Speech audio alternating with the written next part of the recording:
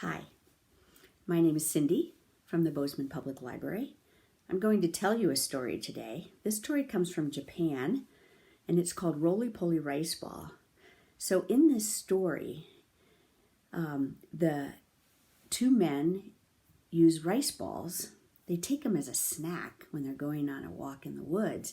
And so it's nice, like sweet rice that's rolled into a ball, and sometimes it's got like a piece of seaweed around it or something. I don't know if you've ever had something like that, but it's a delicious snack. So this story is about two men.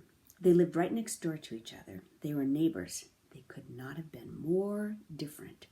In fact, one man was very kind and generous, but his neighbor was very greedy. In fact, he was so mean that sometimes at night he would go over the fence and he would pick all the peach blossoms off the nice man's tree so that there would be no fruit. And then when it came time for peaches to grow, the greedy man had all the peaches and he wouldn't share them. Well, one day, the kind old man decided he would go for a walk. And so he took two rice balls and he put them into his pocket, and he went along on a path in the woods. And when he got hungry, he stopped and he pulled out one of the rice balls and he started to take a bite. But it fell out of his hand and it rolled. You can do this part with me. It rolled corro, corro, corro out of sight. Well, he didn't know where the rice ball had gone. Pretty soon he heard this little voice, and the voice went like this. Rice ball, roly-poly rice ball, rice ball, roly-poly rice ball. Where did that come from? The man looked everywhere. Finally, he decided he would take his other rice ball out of his pocket, and he just dropped it onto the path, and it too rolled. Do this with me. Corro, corro, corro, out of sight. So the old man listened, and he heard that song again. And it went like this. You can sing it with me. Rice ball, roly-poly rice ball, roly-poly rice ball. So the old man followed the voice, and he looked behind the trees and the bushes and everywhere, and finally he saw a little mouse poked himself up out of a hole. And the little mouse said, "Well, thank you very much for sharing your delicious rice balls with me." And the old man looked at the mouse and said, "Well, you're welcome." Then the mouse said, "Because you have been so kind and generous, I would like to give you something." So the mouse went back down into his hole, and he brought up two boxes. There was a small box and a bigger box. And the mouse said, "Which box would you choose?" So the kind and generous man, do you know which box he chose? He chose the small one. He said, "Thank you very much" to the mouse. And he very carefully took that small box home. And when he got home, he and his wife put it on the table and they opened it up together. So when he opened this little tiny box, you can't imagine all the amazing things that were inside. There was all kinds of candy and sweet treats and jewels and gold coins and all the most beautiful, amazing things you could dream of, all in this tiny little box. He couldn't believe it. Well, it didn't take long for the greedy old neighbor to come over and say to him, "I heard you found a treasure." And the kind old man said, "Yes, look at this, all these amazing things from this one tiny box." And the greedy neighbor said, "Well, how did you find that box?"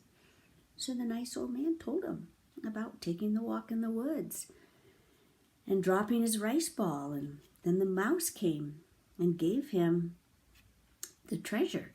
And he was going to, "Wife, make me some rice balls right now. I'm going to go find us a treasure." So he made some rice balls. His wife made them. And she just used the old rice from last week. It wasn't even good. And so the old man went down the path. And when he got to the spot where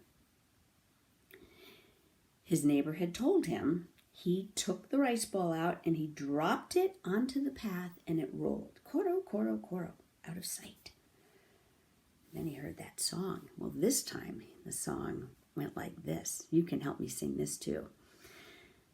Rice ball, grimy, slimy rice ball.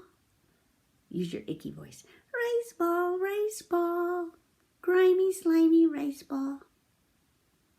Well, he got a little closer to the singing. He took his other rice ball out and he dropped it onto the path and it rolled, koro, koro, koro, out of sight.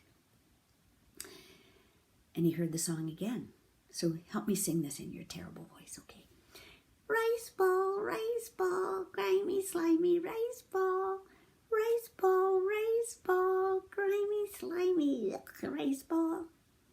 So the old man went closer, and pretty soon the mouse came up out of the hole and said, Yuck, those rice balls were terrible. They were rotten. And the old man looked at him and said, Well, you're a mouse. Do you have a treasure for me? And the mouse said, Oh, sure, be right back. So he went down into his little hole and he brought back 2 boxes, a large box and a small box. Which one do you think the greedy old man took? You're right. He took the large box. He didn't even say thank you to the mouse. He went running as fast as he could all the way home. And when he got home, he and his wife quickly opened up the box. Did they find treats? No. All the icky snakes and reptiles came crawling out of the box. There were scorpions, all kinds of snakes, lots and lots of ants. They came crawling out, and then pretty soon mosquitoes and bees and wasps all came flying out. Pretty soon the old man and the old woman began to run out of their house, and they were followed by all the snakes and crawling things, and the mosquitoes and the wasps went flying after them, and the old man and the old woman just kept running and running. In fact, they're probably still running. And that is the story of the rice ball.